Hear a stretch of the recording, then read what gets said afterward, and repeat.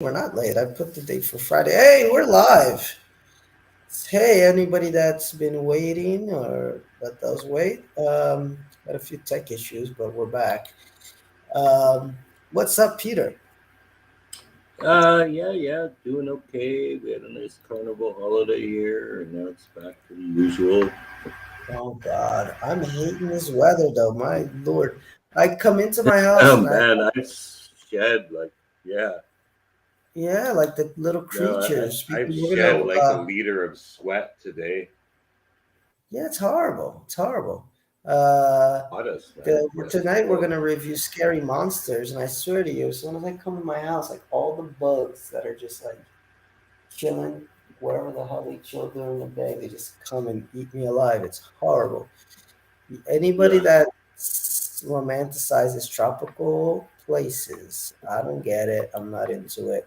I hate it. That's the only time I really, really hate Sao Paulo is the 2 weeks of real summer that we get, because the rest of the time it's like it's whatever weather. It's like bizarre weather. But anyway, we're gonna get right to it, guys, because it is late, uh, Mm-hmm. and we're halfway through the season. This is the 3 quarters of the way here, and we begin with Audrey Pauley.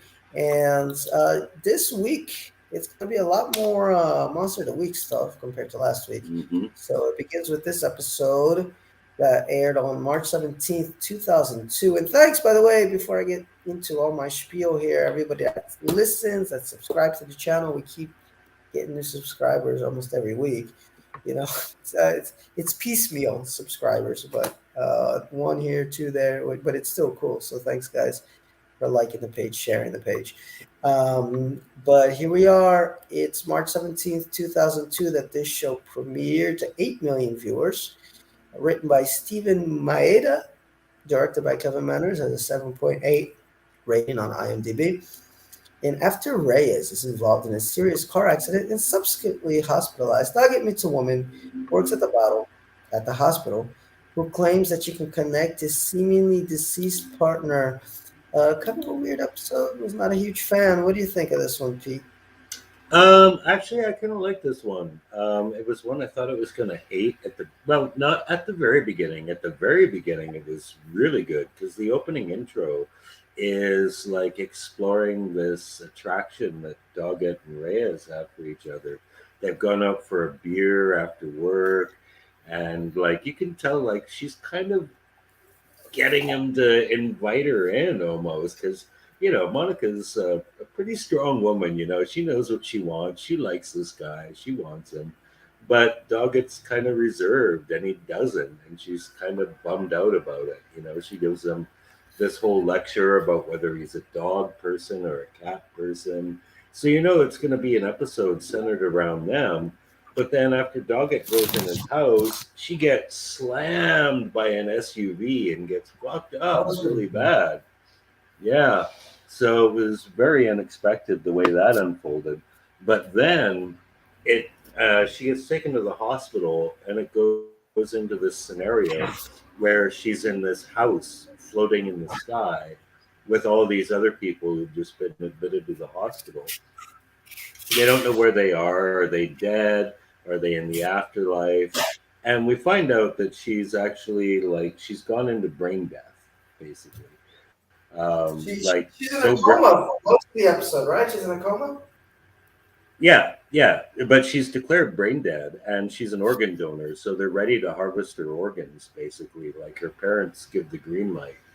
So Doggett's like, no, no, I'm not accepting this. So the episode is really largely about, you know, their feelings for each other because Mr. Skeptical Doggett's like, I don't care, man. Like, I know that you get the impression he's willing to defend her comatose body with his gun. And Scully, Scully's back in science mode here. She's like, I'm a doctor. This is fucking brain death, man. So we get these cutbacks. If it had just been Reyes like running around with these coma patients in this floating house, because that aspect was kind of weird. I thought it wouldn't have been such a great episode. But there's this whole other story going on in the hospital with the title character Audrey. she's like got Asperger's or something, and she's illiterate. But her job is to like deliver the flowers. She wanted to be a nurse, but she had learning disabilities, so she's the flower delivery girl. And it turns out she's got this like little model house in her. I don't know. It's in the. She's got like her own private room in this hospital, which is one thing about this episode I didn't get. But this is where her model of the hospital is, and she's created a replica of that in her head, and that is where all these coma patients are going. Why are they going there? Because it turns out when they arrive in the hospital, they're not that fucked up.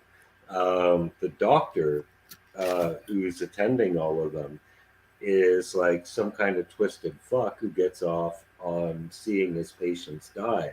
So he's Mm. injecting them with drugs that induce brain death and then pulling the plug.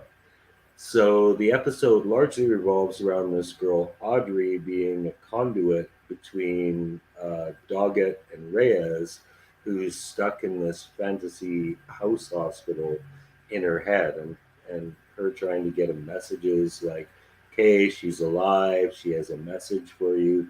And what I liked about this is this one, Doggett's the true believer because, you know, his bestie's life depends on it. You know, he's kind of in love with her really, and in this case he's willing. Okay, I'm going to accept whatever she has to say if it saves my partner's life. So yeah, I enjoyed it. It was a very Doggett and Reyes centered episode. I didn't dig the whole floaty hospital in the sky thing too much. I think largely because it looked a little cheap, but even that was explained somewhat by the fact that it was designed by someone who had learning disabilities and couldn't read. So this is why Monica points out like there's no signage anywhere. Like everything's blank. And it turns out it's because the girl who designed it was illiterate. So yeah, I think as far as season 9 Doggett and Reyes centered episodes go, it was pretty good because it had more than one thing going on, which is something I always appreciate about the X Files.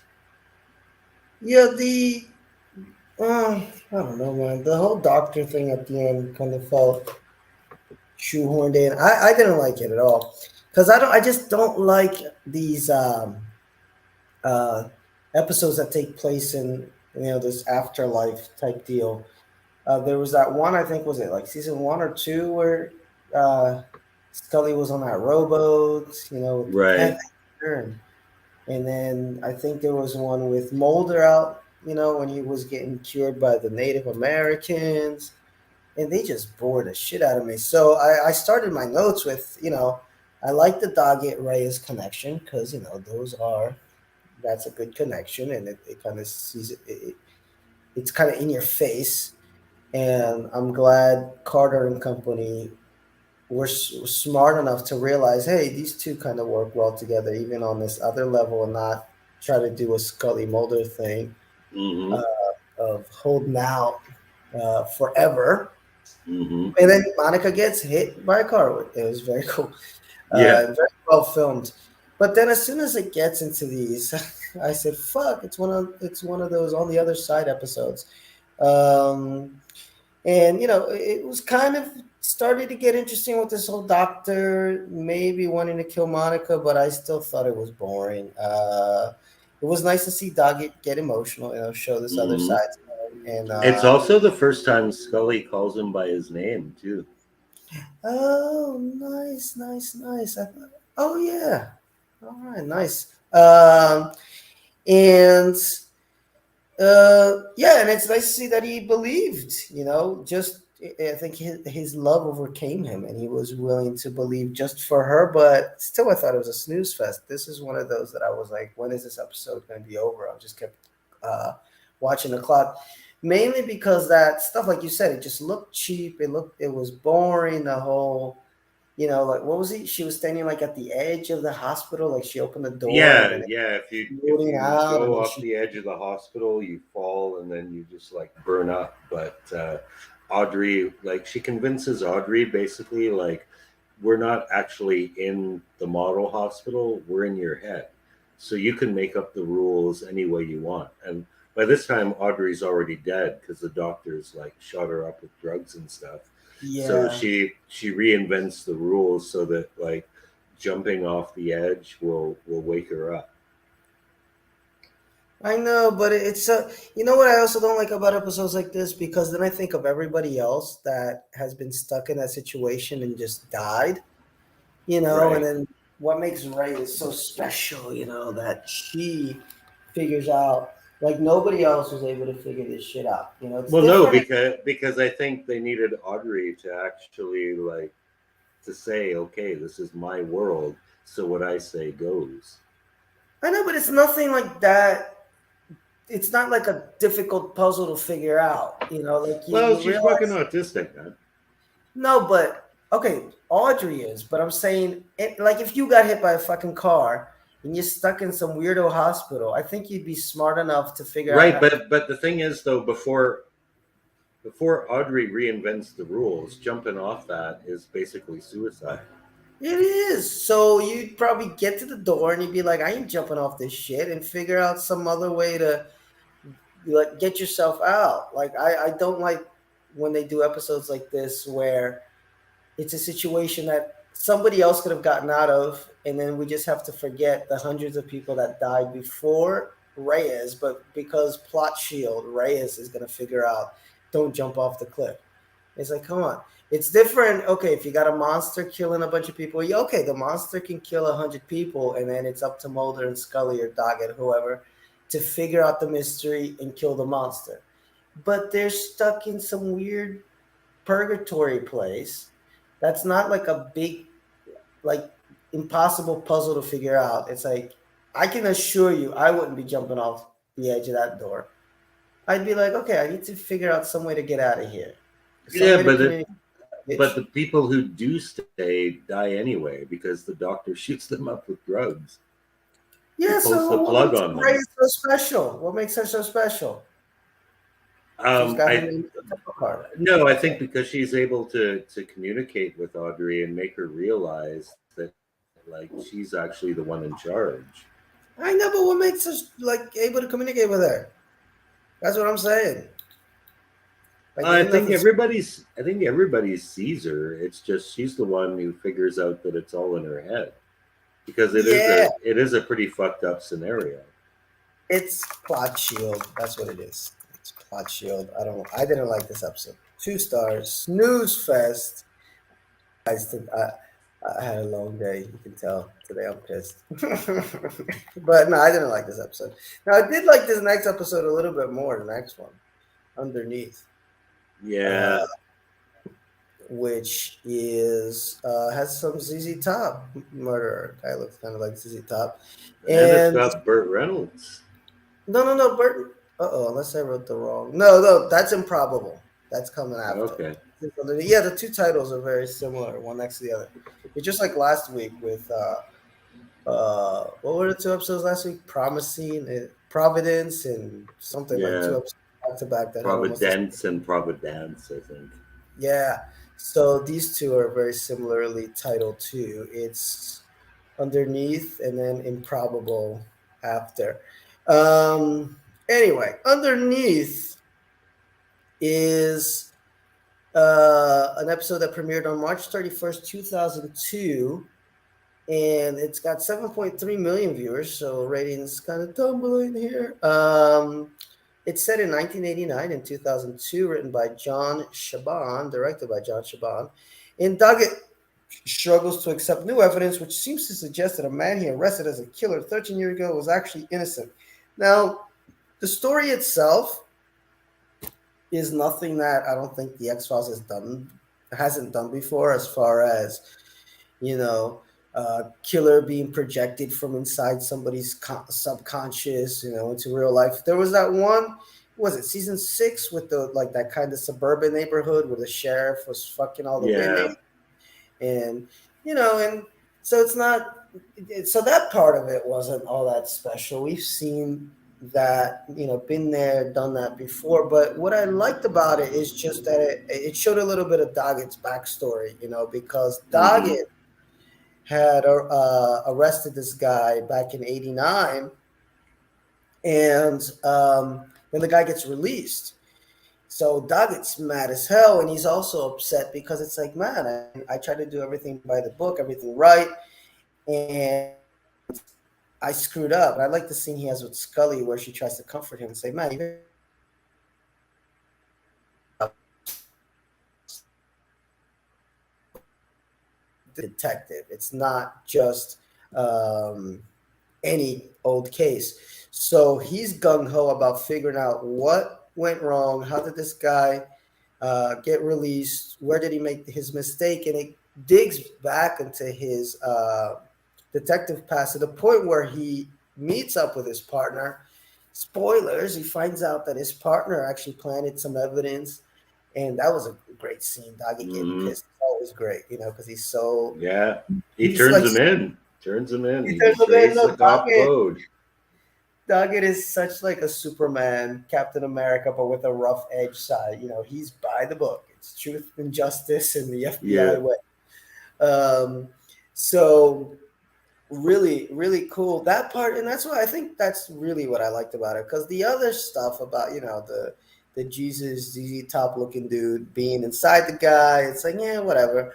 Um, Although I do like the ending because Doggett sees the body transformation, you know, because he does.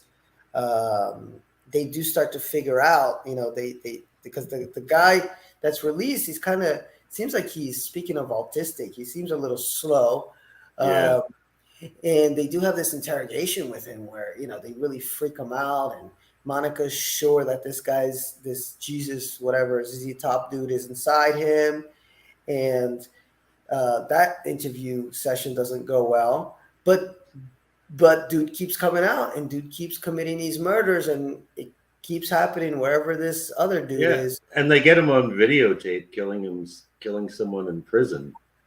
Yes, but then it's the bearded guy that shows up. Yeah, exactly. That's what I mean. Yeah. Yeah, So that's where it gets all freaky.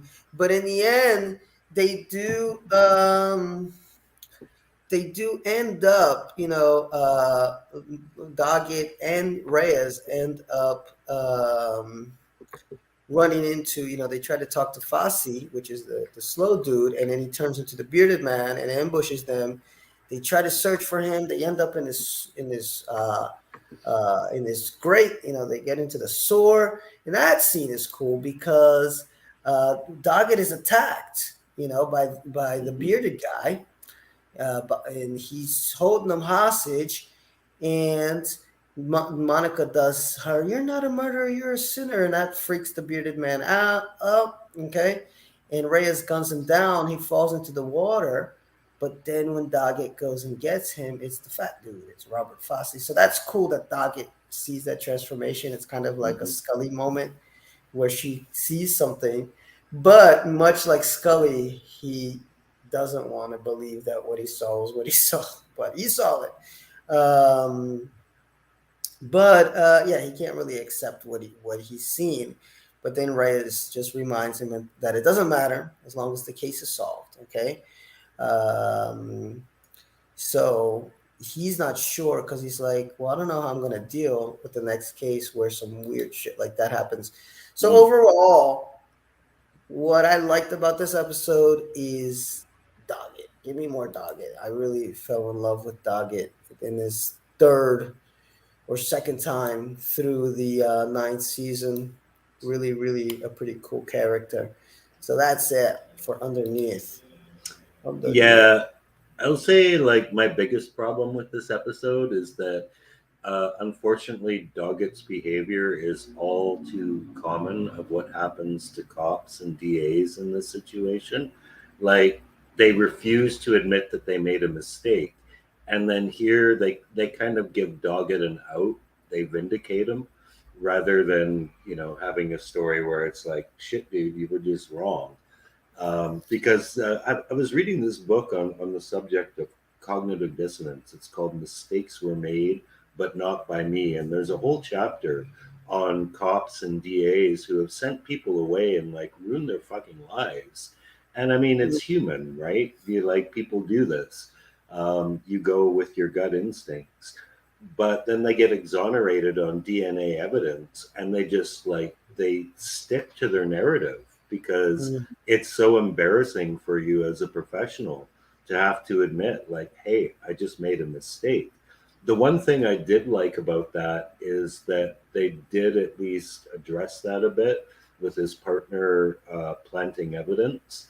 So it's like, okay, so their Doggett's kind of got a note. My partner screwed me, but then it goes down this whole path that we've been down before, and I kind of lost the plot at that point. Yeah, I feel you. I think that goes down to same thing from last episode, good old plot shield, because that just opens up a can of worms. Right. If you get Doggett making this mistake, and our heroes, at least in 2002 television, although The Sopranos had just premiered, and that would change very soon. But 2002 TV, our heroes still need to be our heroes, our infallible heroes. So, but I get you. If it was a different, if this was the X Files on HBO, Yeah. Or I Law and Order. yeah. Yeah, Law and Order would do it. Yeah, Law and Order would go there sometimes. I think it would have worked better. But even with Law and Order, I mean, you could you would have a storyline where a cop might be dirty or a cop would screw up, but the lawyers, the main cast they still have to follow okay, these guys are more or less infallible. They can lose a case, win a case, but they're not going to be caught doing something unethical or anything like that because it would just ruin the character. But I get what you're saying, but I don't think they could go there with Duggan's character because again, he's Superman. He's like truth, justice in the FBI way. That's just his style. Right. Uh, so you can't have Superman kill somebody. Well, actually, you can, can't you? But anyway, let's get to the next episode with a guest appearance by somebody who wanted very much to be on the X Files. He requested to be on the X Files, and Chris Yeah. Carter, I believe, wrote this episode for him. Yep, it's a Chris Carter written episode from April 7th, 2002. And it has it's 9.1 million viewers. So look at that. Burt Reynolds brings in the Yeah, ratings. exactly. Yeah. And it has a 7.6 rating on IMDb, though. And while investigating a serial killer who uses numerology to choose his victims, Reyes and Scully meet an unusual man who may prove more of a hindrance than a help. Now, in the wiki page, a bunch of folks like this one, but I'm curious to hear Pete's opinion. Yeah.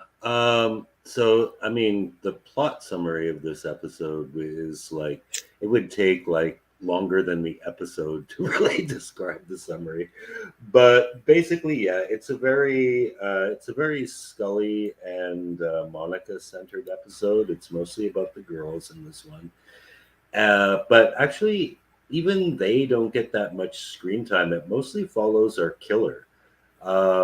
Our killer is a dude who seems to be obsessed with numerology, and he's being egged on by this like mysterious dude played by Burt Reynolds, who offers to play games of chance with him, and who seems to know what he's going to do before he does it. I mean, it's not even clear until the last scene that the Burt Reynolds character even exists. Like, it's kind of hinted that he may be a figment of the killer's imagination.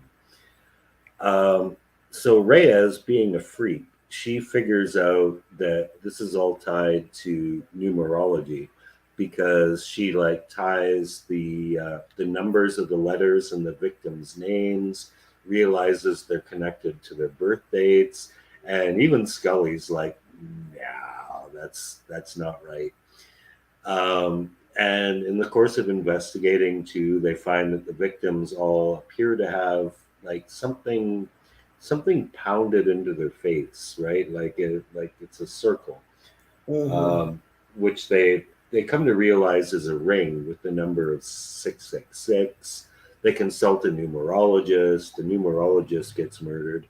Meantime, we're still following the killer, and he keeps running into this Burt Reynolds character all the time, who it's hard to tell like what his motives are. Again, we're not even sure if he exists. It seems like he knows what he's doing, but is he encouraging him? Is he just expressing admiration? Like his character is he's cool because the what I love about this episode is the last scene. The last scene is brilliant, but everything leading up to that is like, what the fuck is this episode supposed to be? So, what is the last scene? Basically, they're in a building. I don't think it's the FBI building this time, for a change, but they do wind up in a parking lot because Scully actually spots the killer wearing his 666 ring, and they chase him down to the parkade. He seems to escape, and they wind up locked in there with Burt Reynolds, who has a little party with him. I mean, none of this makes any sense. Like, I've seen some mid 2000s Steven Seagal movies that make more sense than this. But yeah, he's playing like Mexican salsa music, and he's playing checkers with them, and somehow they realized that the pattern of the victims was like blonde brunette, and the checker pieces on the board represent them. So maybe the fictional character wasn't actually the guy we've been following. Maybe it's the Burt Reynolds character, and he's after them, although neither of them are blonde or brunette. So who knows? Who knows? Doggett actually just does some good old police work and figures out that the six is actually an inverted nine, and therefore he must have two more victims. And he kills the killer, but then the Burt Reynolds character disappears, and that's the end of the episode. To me, this just seemed like a really half baked excuse to do something fun with Burt Reynolds. Like, I can't even call this a comedy episode because it's just weird. It's weird in a funny way, but not in like a way that tells a coherent story. It's all over the place. It's kind of a mess. I agree with you. It reminded me of like better episodes that were kind of quirky, and weird, but were coherent, made Hmm. sense. This just really, it's what exactly what Pete said. It just felt like a way to showcase Burt Reynolds, which he's great in it. He Yeah, I mean, gives I love me, the parking lot scene. The parking lot scene was amazing. Parkade, actually, yeah, it's not a lot, but yes, he carries this episode, but other than that, not much going on. I think it's implied that he's like a god figure at the end, and that the tagline instead of trust no one is Dio ti ama, God loves you. And it's a reference to hmm Burt Reynolds' character in the episode. And according to creator Chris Carter, represents God and who loves the sinner as well as the saint. And apparently, the whole scene in the whatever the parking lot, it's supposed to be him hinting to the girls, because they're playing checkers and there's black and red pieces, and that the next two that to die are gonna be brunette and a redhead. Although Pete is right that at first it was blondes and brunettes, but it kind of switched over at the last minute. But yeah, it's Reyes is into numerology. That wasn't a surprise. And there's this whole Reynolds French scene. yeah, yeah, that's bizarre. I don't get what was up with that. Yeah, and I put a note here. I said this episode is trying to be funny, but there's no reason why Yeah, yet. And oh, although Scully, I love Scully, but sometimes they make her do such dumb shit. Like, why would she wait for the guy to get out of the elevator before she tries to apprehend him, which gives him time to run off? But anyway, but it was a stupid episode. I mean, if you're a big Burt Reynolds fan, which I'm not, I mean, he was fine in it. But if you're a big Burt Reynolds fan, I guess you should watch it. But I gave it another 2 stars. You know, nothing.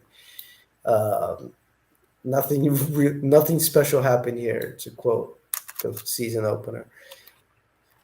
Anyway, and now we get to Scary Monsters, episode 14, in the return of a fan favorite. Although in the one of the X Files group this week, somebody asked the question, "Who is your least favorite character on the X Files?" And Layla came. Layla Really? first choice. Oh, The guy was like, she talks too much. But I love her. She's so cute. This is April 14th, 2002. 8.2 million viewers watched this episode, written by Thomas Schnauz and directed by Dwight Little. Dwight Little, that name does not sound strange. I'm going to check out what else he's directed. Anyway, so yeah, this is 2002, guys. And Layla Harrison, an FBI agent with a passion for the X Files, just like us fans, that Mulder and Scully investigated, alerts Scully, Doggett, and Reyes to a case she believes is an X file involving a young boy with an overactive imagination. So, what do you think of this? this is on you, man. It's on me. Hmm. You're kidding me. Oh, yeah, it is on me. It is Scary Monsters. Anyway, oh, yeah, guys. So, we get our girl back, and you do have a little kid here who they start to investigate. They go to his house, and basic gist of this story is that it seems like the dad is abusing the kid. Like, you have this kind of weird thing. You're not sure if the dad's being a good dad and what's going on with the kid, because he locks the kid up in his room, and the kid's screaming and screaming and screaming, and you're like, what the hell is going on? So when Scully, Doggett, and is Reyes with them? I guess she's too. Yeah, and Yeah, yeah, and Layla show up. That's kind of the angle. Yeah, I think all four yeah. of them Well, are there. Scully That's is kind not of the with angle them. where they're Scully going is for. not with them because Layla goes Okay. to Scully first, and Scully's like, that's bullshit. So Layla Mm. goes to Doggett and Monica and like tricks them into investigating it. Oh yeah, because Scully's in her What? apartment. She gets this weird visit with this dude with this cat, right? Because the guy's got a crush on Layla. So Yeah. he Okay. like I had forgotten he that whole basically part. comes to her with a dead cat to get her to do an autopsy on it, in exchange for Scully getting Layla to go out on a date with him. I thought that part Yeah. was kind of cute, actually. Yeah, no, it was good. It was good. You're refreshing my memory. I had completely forgotten about that part. Yeah, so it's Doggett and Reyes that are in this house. And then this house becomes a house of horrors because then, a bunch of crazy shit starts happening. These monsters come out of the woodwork. And long story short, this kid has a very active imagination. Mm-hmm. Whatever the boy draws, he is able, what do you call it? It becomes real life. It doesn't So become real life, but people see it. yeah, it depends on if you believe it, because I think that's how Exactly. Doggett's God, skepticism saves him. Yeah. I know. See, it what do you call it? It pays to be a hard ass from the detective files. So yeah, that's what happens. So that's why Doggett wins. Doggett it observes Tommy, and Tommy gets scared and passes out, and the hallucinations stop once there's this fire that is burning in the house. And I forget here, Layla, she's there, right? But what is she doing in this episode? It's been so long since I've seen it. My brain is a little fried. I forgot what I Layla's. don't actually think she's on scene that much. Actually, I think she Yeah. comes to them with the idea, but Hmm. she's got X Files phobia now, man. She's not going near that shit. Yeah, after the last episode, she just gives. Yeah, Uh, but yeah, the kids real creepy though. I usually rag yeah, on hating little kids in horror stuff, but this kid's real creepy, and the monsters are real creepy. Basically, a good old school monster of the week episode. Um, what do you call it? And Layla, she's annoying. She's annoying, but she's cute at the same time, yeah. And She's a um, fangirl. and I do love, generally freaky monsters under the bed, and it's Mulder. It's the Mulder and Scully would do in Sea Hour. I don't get that part. Is that's Layla going? What would Mulder and Scully do? What would Mulder and Scully do? Exactly. Yeah. Um, Taking the kid up to his room was not the smartest choice, but hey, it's Doggett's lack of imagination that saves the day. And Agent Harrison says it in the end. Um, Now, 1013, I made this. There's actually a little Easter egg to that in the episode. So, that's the production company that make the X Files. I think it's, if I'm not mistaken, J.J. Abrams later. Either she started that or didn't. But guys, I like this one. 4 stars, one of the best episodes of the season so far. I apologize for just being really wiped out and tired and not remembering all the details of it. But the basic gist of it is just little kid manifest some stuff, but if you got the imagination to see it, you're screwed. If I think it was not, kind of like a homage to the Twilight Zone too, because I think I remember a Twilight Zone episode like that. Except it wasn't the kid drove shit that became illusions. It's like whatever he thought could become real, and like all the grown-ups were terrified of him. So it and kind of reminded me of that. what was the dad's whole thing? The dad was trying to protect the kid by He was locking. trying to protect him, but he was also scared shitless of him too. Hmm.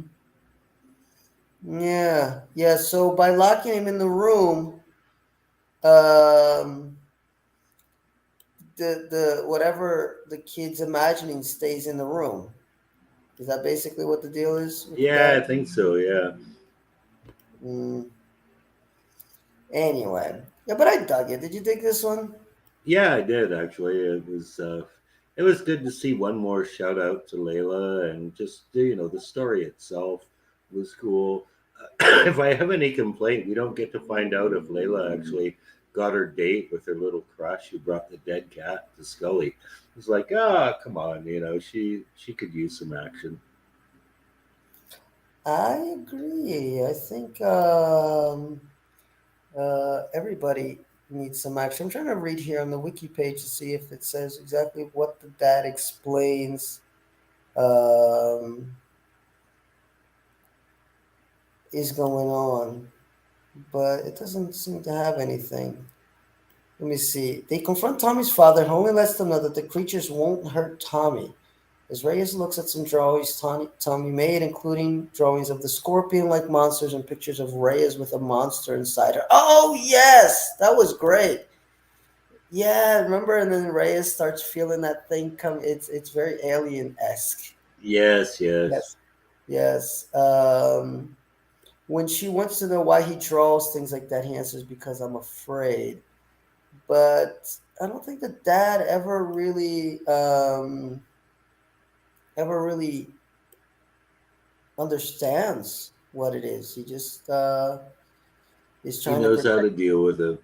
Yeah, just by locking the kid in the room. Anyway, I might have to watch this one again at some point because I know I loved it, but I can't remember a damn thing about it. But people, 4 stars. I like scary monsters. And then we are getting to the episode. The episode.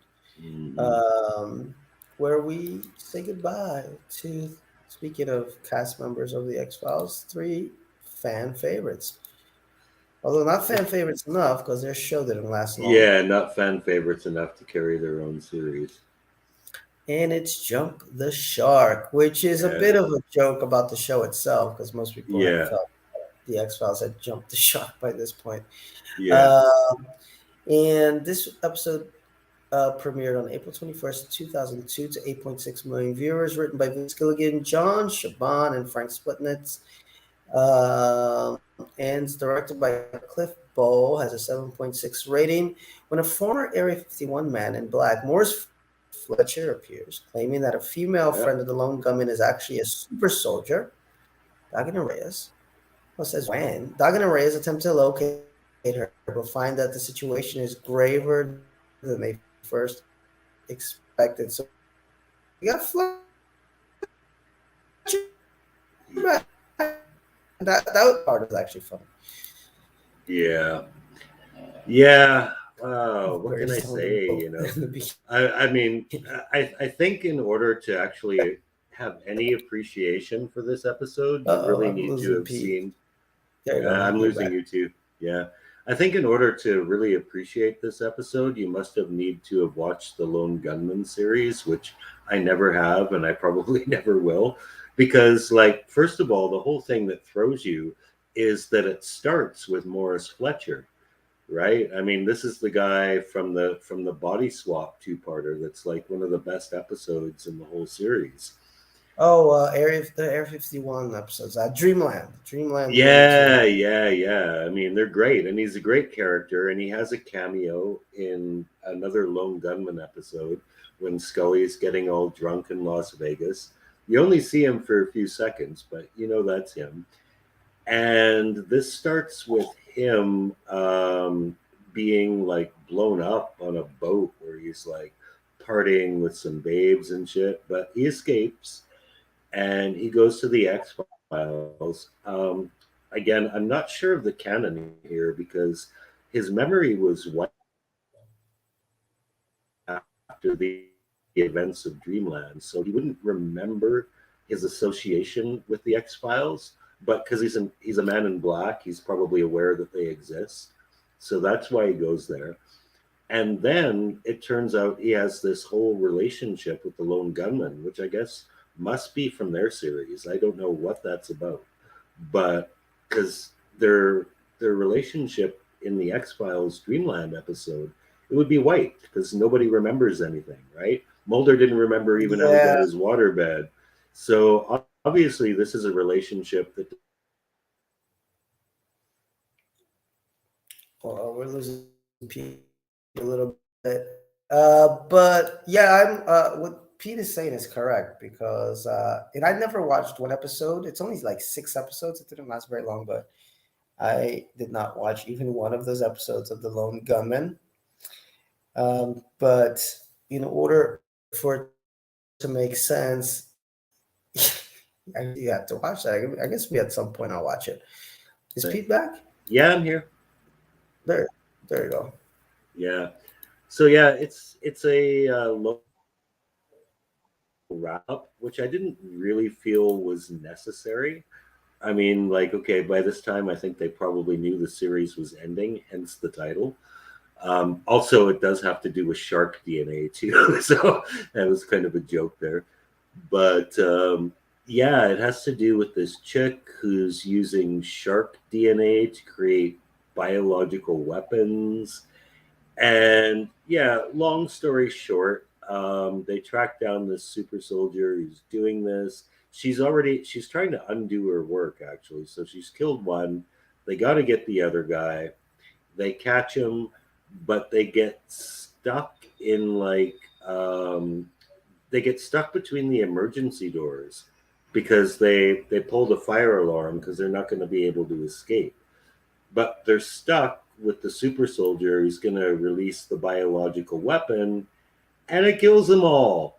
Fucking bummer, man. I mean, I didn't like them enough to watch their show, but as supporting characters, they were pretty cool, and this was just kind of unnecessary, man. It was really mean. The only thing I really liked about this episode was seeing Fletcher again. Except for that, I was pissed off.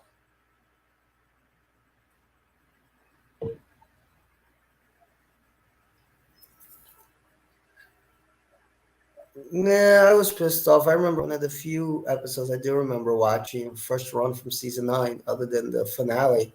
And I'm looking here if I can figure out how it is that Fletcher remembers these guys. But apparently, this episode is the end of the No, arc it's from the last episode of Gummin. yeah, it's from the So Lone I guess Gunman series, I'm sure. all about Ives, or yeah, Ives is the last episode, and apparently this is just a finishing of that or ending of that arc. But in either case, I'm with Pete, man. I mean, it's just one of those episodes that leave a bad taste in your mouth because you're like, ah, come on, why do you have to kill these guys off? What did they do to you, Chris Carter? And although I like this little end scene, it's kind of an homage to Star Trek to the Wrath of Khan with, I am and always shall be your friend. When Spock Yeah, dies to yeah. save the Enterprise, or dies for a moment, dies for a movie.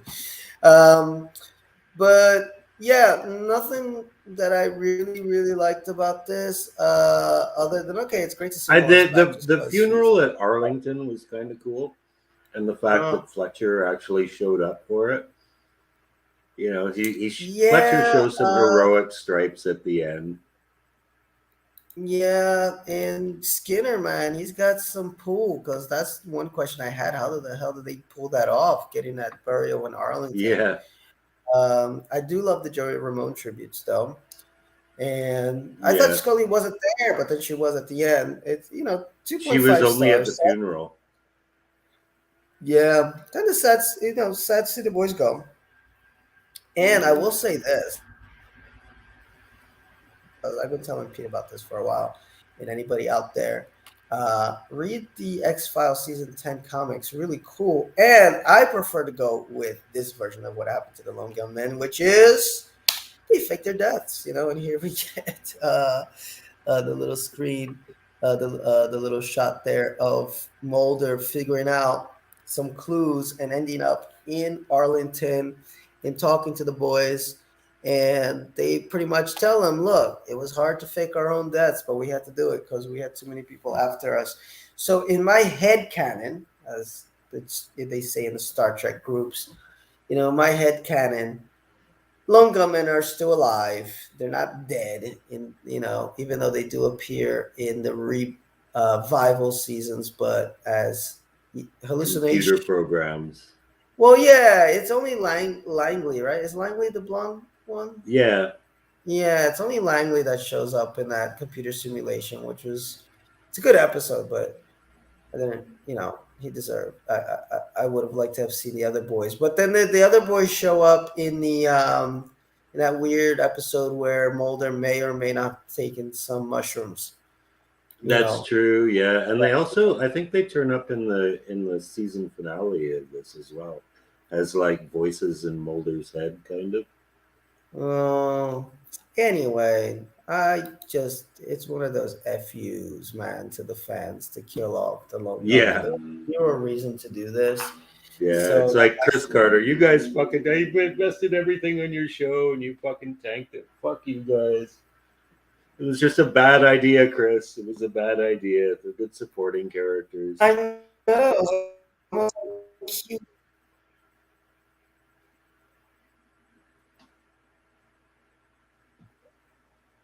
Every episode he can be missing for 5, 6, 7 episode chunks, but when he's on.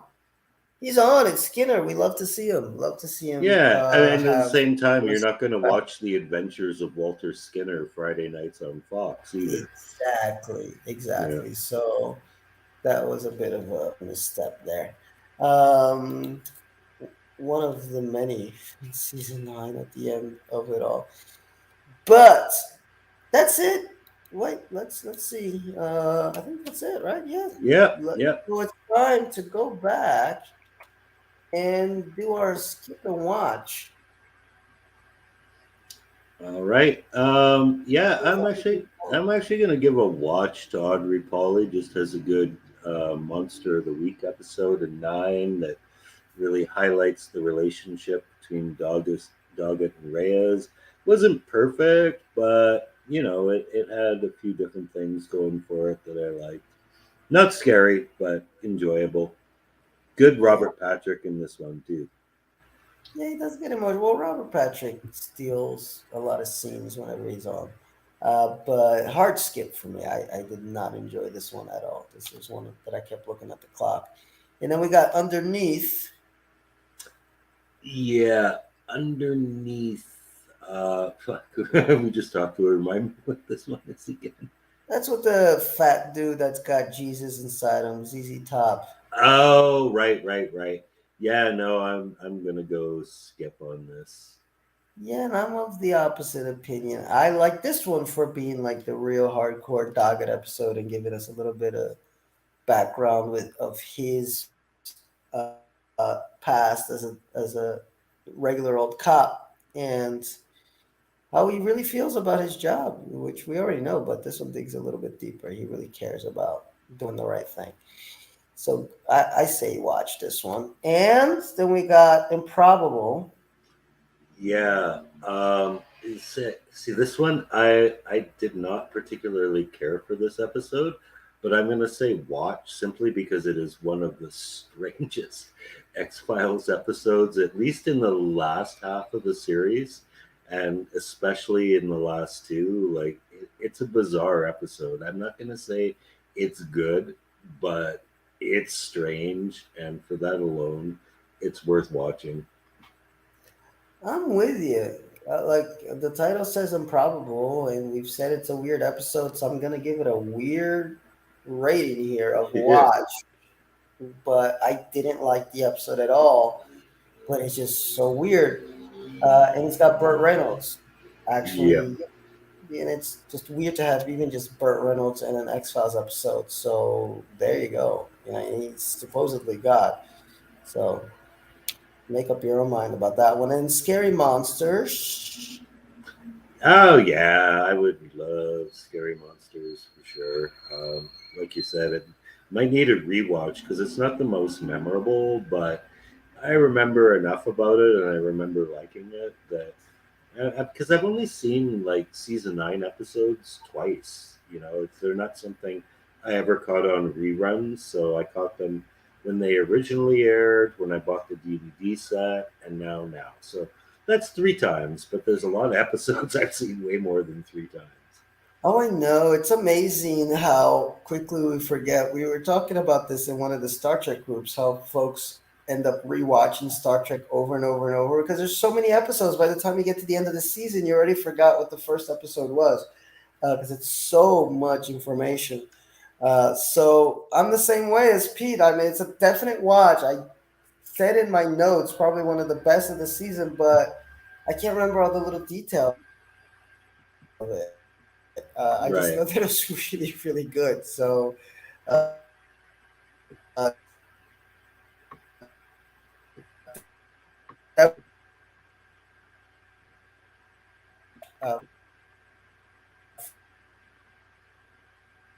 jumped the shark here on the. I think we lost his connection. No, I'm here. Well, while Pete's trying to reconnect there, there he is. No, I'm here. I'm here. So what about jump the shark? Jump the Shark. Hated the episode, but you kind of have to watch it. So I'm going to give it a watch simply because what the fuck happened to the lone gunman, man? The fact that they're all Ex- dead is referenced at least 3 more times. So, yeah, if you want to find out what happened, watch this. And if nothing else, it's got what I believe is the final appearance of Morris Fletcher, who's a pretty cool character in the mythology. So, yeah, watch, but it's not a good episode. It's kind of a pisser. With Pete, it's not a good. I was trying hard to like this episode as I was watching. I was just like, oh, it just gets boring and convoluted, and it's filmed. I mean, again, I haven't seen the Lone Gunman series, so I don't know Mhm. what it's really like. But it seems like they're trying to film it like the Lone Gunman series. Like, there's something definitely off about it. It's like different, you know. Like, they're trying to make it like Mission Impossible type stuff, and it's just really bad. But if you want to know what happened to the lone gunman, this is the episode. And then if you want to have your own head canon of what happened to them after, read the X Files season 10 comics or listen to the audiobook, which is on YouTube, Cold Cases. and then you find out they faked their deaths, and it makes you feel a little bit better about the episode in the end. But that's it, folks. We are almost at the end of our X Files reviews. Next week, we well not our X Files reviews, but our season 9 X Files review because we still got the movie and then season 10 and 11.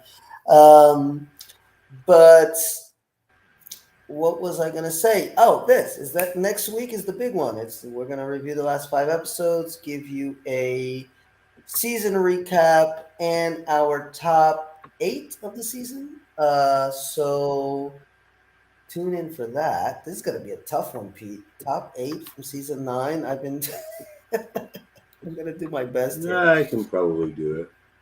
Every time we do these, I always delete the reviews for the ones that I didn't like, and then I get left with a little list of contenders. And I've got 1, 2, 3, 4, 5, 6, 7, 8, 9, 10, 11. I got 11. So yeah, I might be able to do it. Depends on how much I love those 11. So, all right.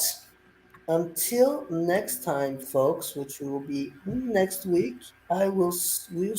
Mhm. Okay. Bye bye. Alrighty, cheers, people.